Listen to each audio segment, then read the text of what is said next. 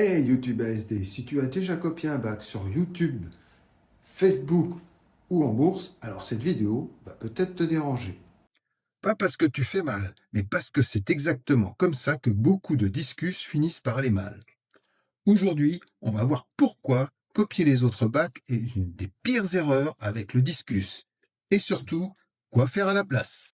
Quand on débute, même après plusieurs années, on fait tous exactement la même chose.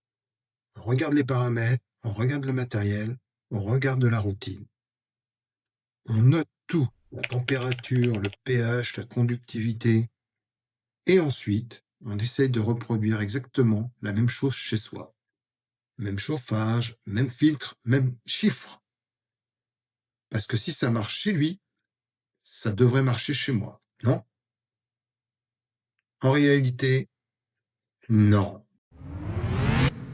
Ce qui fait vraiment la différence, ça ne se mesure pas avec un test. On copie ce qui est visible, mais tu ignores tout l'invisible. Ce que l'on ne voit pas, c'est l'âge réel de l'aquarium, son histoire, les erreurs qu'il a traversées. Ce qu'on ne voit pas non plus, c'est le rythme. À quelle vitesse on a fait les changements d'eau, à quelle fréquence on nourrit, comment on réagit quand quelque chose ne va pas. Deux bacs peuvent afficher le même pH, la même conductivité, la même température, et pourtant être totalement différents. Parce qu'un aquarium, ce n'est pas une recette. C'est un écosystème vivant, avec sa mémoire, avec son équilibre, avec ses limites. Le vrai problème, c'est de chercher des recettes au lieu de comprendre le vivant. Et c'est là que beaucoup se trompent. On change trop de choses, trop vite, sans observer. Ce qu'il faut faire à la place, règle numéro 1, observer avant d'agir. Avant de vouloir corriger un problème dans ton aquarium, la première chose à faire, c'est d'observer. Règle 2, une seule modification à la fois. C'est une erreur très fréquente, changer d'eau, modification de la nourriture, ajuster les paramètres, ajouter un produit, tout en même temps. Le problème, tu ne sauras jamais ce qui a fonctionné, ni ce qui a empiré la situation. Une action, une observation, un résultat. C'est la seule manière de comprendre réellement ton aquarium. Règle numéro 3, laisse du temps. En aquariophilie, tout va plus lentement que notre impatience. Un poisson a besoin de jours, parfois de semaines, pour réagir à un changement. Les bactéries, elles, ont leur propre rythme et l'équilibre ne se force jamais.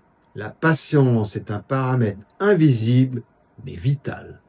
En bourse, dans les salons, dans les associations, on voit toujours la même chose. Et je dis pas ça pour critiquer vraiment.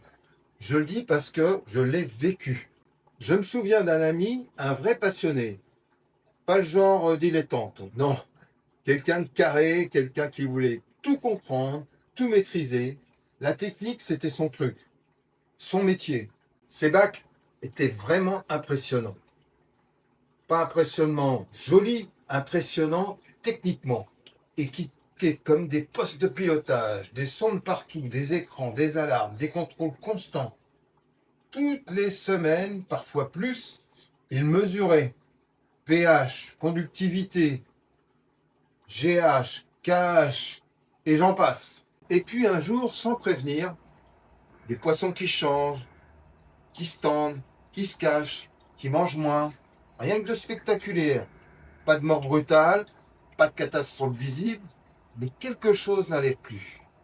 L'incompréhension, le doute, cette sensation très particulière de ne plus comprendre son propre bac. Comme si on n'était pas vraiment chez soi. Alors, on fait ce que l'on sait faire.